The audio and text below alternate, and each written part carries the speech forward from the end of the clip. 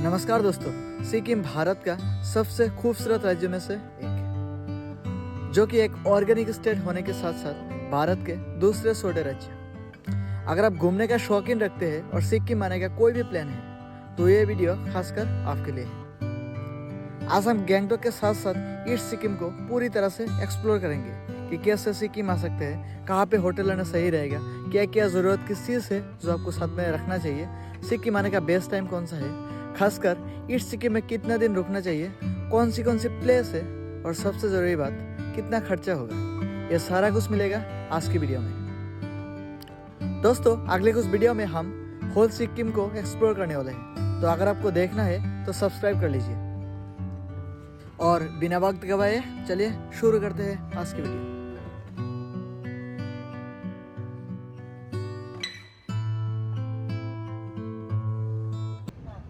अगर आप ट्रेन से आना चाहते हैं तो सिक्किम पहुंचने के लिए सबसे पहले पहुंचना होगा न्यू जलपाईगुड़ी जंक्शन, जिसे एनजेपी के नाम से जानते हैं, या फिर सिलीगुड़ी स्टेशन पर। और इन प्लेस से टैक्सी करके या फिर बस से इजीली पहुंच जाएंगे गैंगटॉक के एमजी मार्ग में। अगर आप एनजेपी से गैंगटॉक शेयर टैक्सी से जाना चाहते हैं तो स्टेशन के बाहर आपको इजीली टैक्सी मिल जाएगा। इसका कॉस्ट पड़ेगा 400 से 450 रुपया पर पर्सन। अगर आप अकेले टैक्सी बुक करके जाना चाहते हैं तो भी जा सकते हैं। इसका कॉस्ट पड़ेगा 3000 से 4000 रुपये। आप बस से भी जा सकते हैं, लेकिन इसके लिए सबसे पहले जाना पड़ेगा सिलीगुड़ी बस स्टैंड, और उसके बाद वहाँ से बस मिलेगा गैंगटॉक के लिए, जिसका भाड़ा पड़ेगा 220 रुपया पर पर्सन। अगर आपका बजट थोड़ी सी हाई है और आप फ्लाइट से आना चाहते हैं तो इसके लिए दो एयरपोर्ट है। एक तो है बागडोगरा एयरपोर्ट, जहाँ से गैंगटॉक की दूरी 125 किलोमीटर है, और दूसरा है पकियांग एयरपोर्ट, जहाँ से गैंगटॉक की दूरी मात्र 25 किलोमीटर है।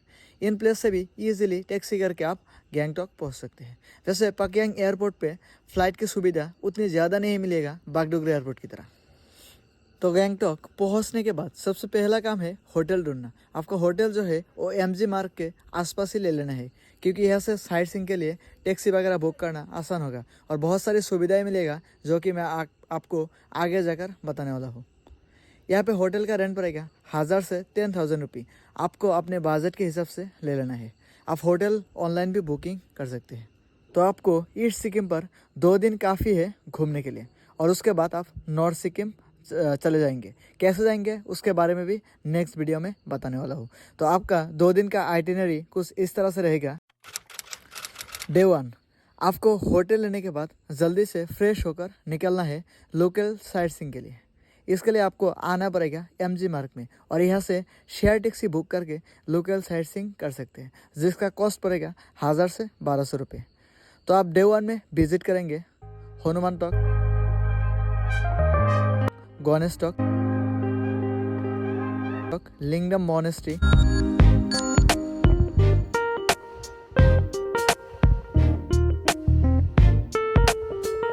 ताशी व्यू पॉइंट,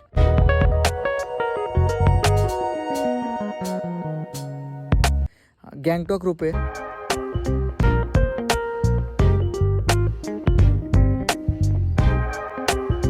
और उसके बाद वापस एमजी मार्ग पे आना है, और डे 2 के लिए टैक्सी बुक करना है और इनर लाइन परमिट निकलना है, जो कि एमजी मार्ग पे ही आसानी से मिल जाएगा।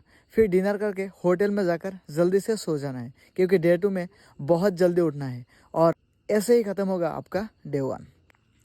अगर आप चाहें तो टूर पैकेज बुक करके भी डे 2 की ट्रिप प्लान कर सकते हैं। वैसे सबसे आसान ही यही होता है, क्योंकि आपको कोई भी हेडेक नहीं रहता।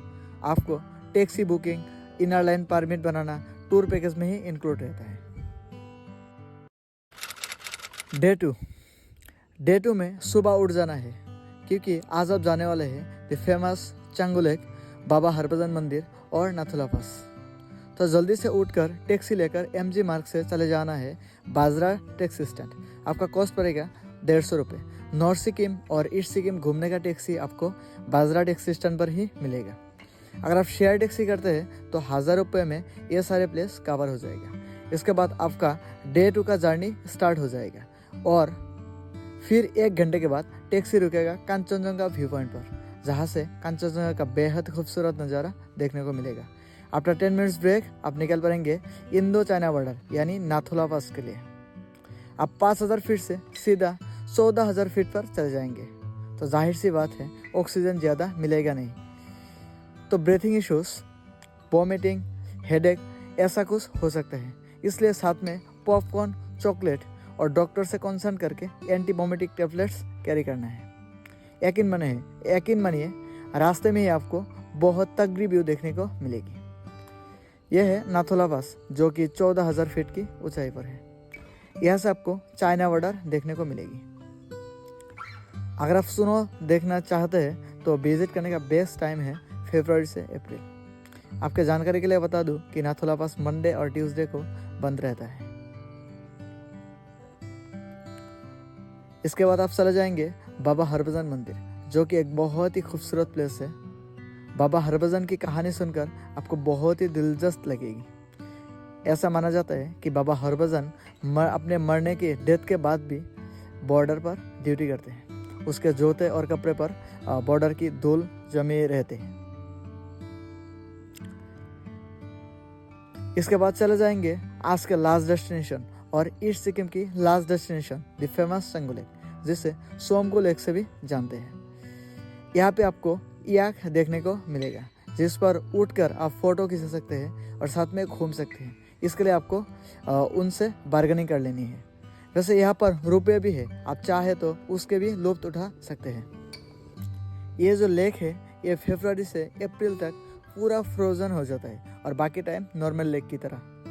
अगर आप सिक्किम आते हैं तो ये प्लेस मस्ट भी विजिट करना है।